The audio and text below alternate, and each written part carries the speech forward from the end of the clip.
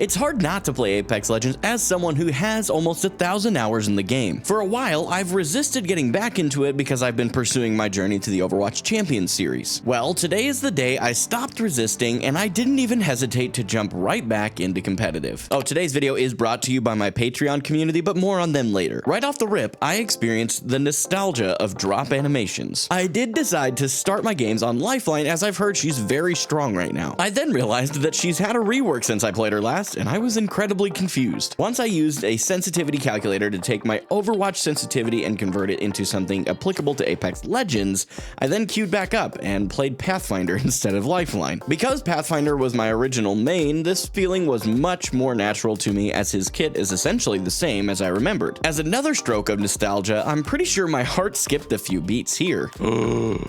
Oh, tell me this is still as good as it used to be, man. The R400, bro.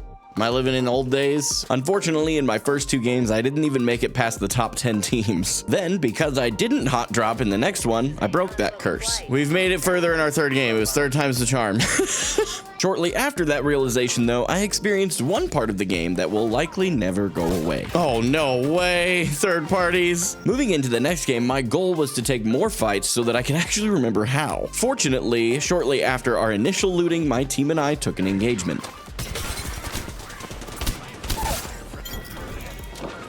Okay, I still got it. We did manage to take it into the top 10 teams with this particular squad, but unfortunately that was met with us engaging 2 separate teams at the same time. I nearly wiped my team solo, but the other 2 teammates I had lost their engagement, so despite my best efforts to recover from my fight, I was toast. Oh, I got a whole team. Holy cow. These guys engaged a team and then we just got third-partied. The next game started off with some extra pressure as well, as my teammates included the champion who had won their previous game. Oh lord, we're on the squad with the person who won the last game. That's the problem. I have good news and bad news. And actually, I'm lying to you. It's all bad news. Why are we getting out already? Put us back in the plane. With that hot drop happening, my anxiety was going through the ceiling. Evidently, though, I operated okay under pressure, and this fight happened. But please ignore the Hemlock single fire shots. Then, while I was holding cover and tossing throwables to expose the next squad from their cover, our teammate kind of screwed me accidentally. Oh my. Oh no. Why would you throw that right here, bro? After losing that fight and ultimately placing in the top 10 with some eliminations to boot, I turned my focus. For some reason, it felt like I was getting significant frame drops in the fights. I was trying to find a way to display my FPS to prove it, and top right of the screen during a match. So I'm just dense and it's been there. Okay. Another moment I had was realizing that I wasn't starting at Rookie. Rookie is a ranked tier specifically within its ranked mode. It's the introductory tier designed for new players to learn the competitive gameplay and nuances of ranked. I thought I would after all this time, but apparently that's only for brand new competitive players. Honestly, this concept is kind of cool, and I think it's something that other games should implement into their ranked seasons. Another thing I wish is that creators would use tools to offer their community dope perks for their financial support, things like Patreon. Like, for instance, being able to queue games with the creator you're supporting every couple of weeks, and even the option of an exclusive Minecraft server. Oh wait. That's right, I do that. The tier that gets you into those bi-weekly games I referred to is legit $5 a month. If you're wanting to help support this channel financially and you want to get the best bang for your buck, Patreon is by far the best place to go. You can check the link in the description if you're interested. Anyways, in the next game, I started off landing and only getting a P2020 and 3030 repeater. This led to an interesting fight. To be fair, I nearly wiped a squad with the P2020. My remaining teammate did come pick me up, and as we were running away, I made a vital mistake that nearly cost me my life. Uh-oh. Uh-oh. No, put me back. I survived that and learned how one of Ash's abilities work.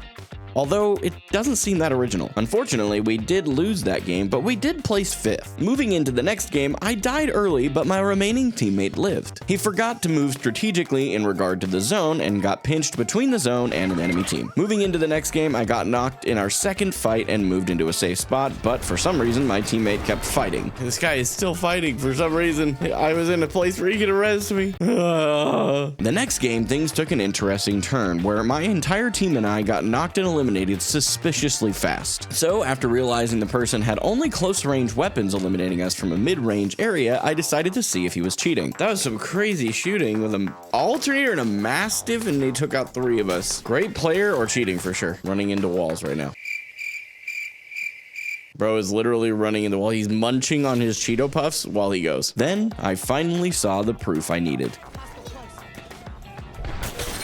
Yeah, okay, bro. Oh, okay. He's got wall hacks. Is that really still a problem in Apex? I hope it's not. Truthfully, this was super discouraging to see that after all this time, Apex Legends still has a cheater problem. I mean, guys, I'm legitimately in bronze, and this was only my 8th game, which means that 1 out of 8 games you run into a cheater. That's just really unlucky, or it's a real big problem. After taking a second to reset my mindset, I then had this happen. Okay, that boy wants Pathy. We let the homie have. You better not. You better not. You better pick Pathy. Bro, that didn't stop me from having a staring competition with this guy through a door. Yeah, I don't know what button Melee is bound to right now. We then did our best as a team to continue taking fights and did very well, but I honestly was so locked in I forgot to clip them for the video. The final fight came and I was clearly not prepared. Cannot lose this fight, dude. I can't hit a shot. If you've made it this far, I'd like to share my thoughts as well as why you are seeing an Apex Legends video on this channel. First, my general thoughts on Apex is that the game is once again generally enjoyable. I do think that if I spend the time, I would enjoy the challenge of learning the game and the gap of where I left it and where it is now. Now, for the reason that I have decided to try out several games other than Overwatch over the past couple of weeks. In short, it started as me not wanting to play Overwatch competitive for the first and last week of seasons. Then I decided that I wanted to add at least one more game into the content rotation so that Overwatch isn't the only thing people are tuning in for. I'm on the fence as to which game that I tried out to add to the rotation, so if you don't mind, leave a comment, just let me know if Apex is one or if there was another one you enjoyed. I figure if you've made it to this point in the video, you probably actually enjoy my content. If that is the case, make sure you check out this video right here to see the one that YouTube and I both agree is probably one that you would enjoy the most.